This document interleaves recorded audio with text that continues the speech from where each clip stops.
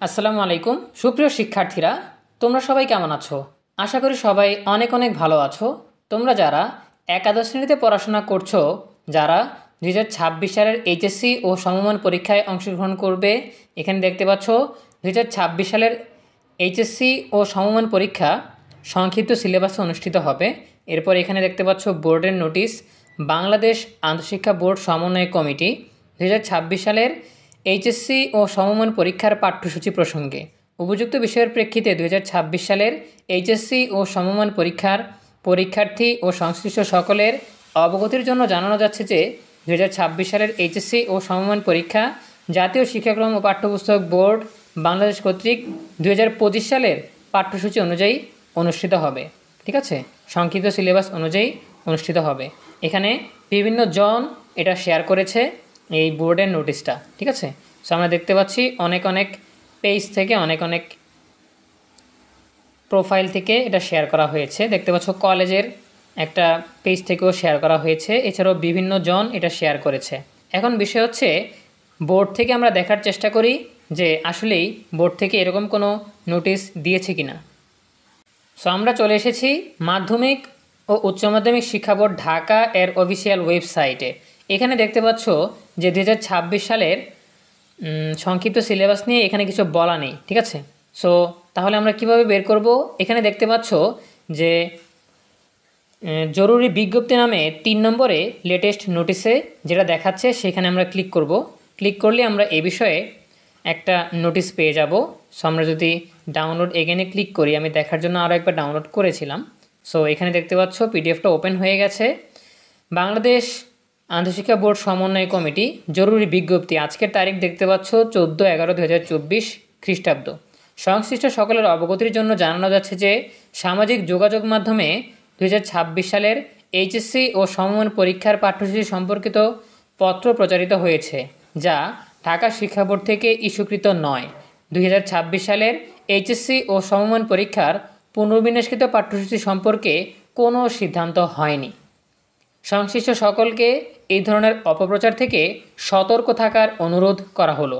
অর্থাৎ তোমরা বুঝতে পারছো যেটা একেবারেই গুজব।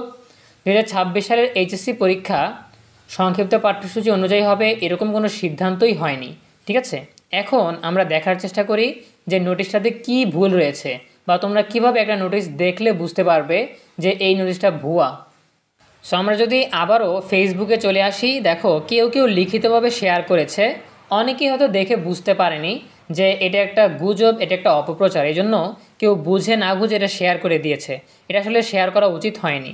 আগে বুঝতে হবে যে এই তথ্যটা সঠিক কিনা, তারপর মানুষের শেয়ার করা উচিত। ঠিক আছে, অনেকে হয়তো ইচ্ছাকৃতভাবে গুজব ছড়িয়েছে, আবার অনেকে না বুঝেই সেটা শেয়ার করেছে। এখানে দেখতে পাচ্ছ সেই নোটিশটা। এখন আমরা যদি নোটিশটাতে ক্লিক করি, এখানে ওপেন করার চেষ্টা করি, তাহলে একটা বিষয় তোমরা বুঝতে পারবে। দেখো আমরা যদি একটু জুম করে নিই, তাহলে দেখো এখানে দেখা যাচ্ছে যে এই যে 2026 লিখেছে বিষয়ের পর, এই 2026 লেখাটা আলাদাভাবে কেউ বসিয়েছে, এটা দেখলেই বোঝা যায়।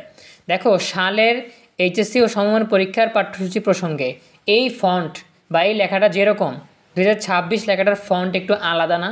এজন্য বোঝা যাচ্ছে যে এটা এই অংশটাতে 2025 ছিল, কেউ ওই লেখাটাকে মুছে আলাদাভাবে বসানোর চেষ্টা করেছে। এরপর যতগুলো জায়গায় 2026 রয়েছে সেইখানে তোমরা দেখতে পাচ্ছ যে 2026 লেখার ফন্ট একটু অন্যরকম। আবার যে এই নোটিশটা তৈরি করেছে সে এতটাই বোকামি করেছে যে ফন্টগুলো ঠিক করেনি। আবার দেখো সংক্ষিপ্ত সিলেবাসে অনুষ্ঠিত হবে, এই লেখাটাও সবগুলো লেখার চেয়ে একটু আলাদা মনে হচ্ছে না? ঠিক আছে, সো সবগুলো জায়গাতেই এরকম কাজ করেছে। এই জন্য তোমরা এখান থেকে দেখলেই বুঝতে পারবে যে লেখাগুলো একটু অন্যরকম। 2026 যেখানে বসানো হয়েছে বোঝাই যাচ্ছে যে এটাতে 2025 2024 এরকম কোনো কিছু লেখা ছিল, সে হয়তো পরে এডিট করে আগের লেখাটা মুছে দিয়ে এখানে পরবর্তীতে লেখাটা অ্যাড করেছে। ঠিক আছে, আর এরকম কোনো নোটিশ আসলে তোমাদেরকে আমরা সবার আগে জানিয়ে দেওয়ার চেষ্টা করব। অবশ্যই তোমরা ইএনওবির মতো বিশ্বস্ত কোনো সোর্স থেকে জানার চেষ্টা করবে। এভাবে কেউ গুজব ছড়ানোর চেষ্টা করলে আমাদেরকে জানাবে, আমরা সঠিক তথ্য তোমাদেরকে জানিয়ে দেওয়ার চেষ্টা করব। ঠিক আছে, সো এই ছিল আমাদের এখনকার আপডেট। তোমাদেরকে সতর্ক করার জন্যই আমাদের এই আজকের আয়োজন। আশা করি তোমরা গুজবে কান দিবে না, অপপ্রচারে তোমরা বিভ্রান্ত হবে না। তোমাদের সকলের জন্য রইল অনেক অনেক শুভকামনা। ধন্যবাদ সবাইকে।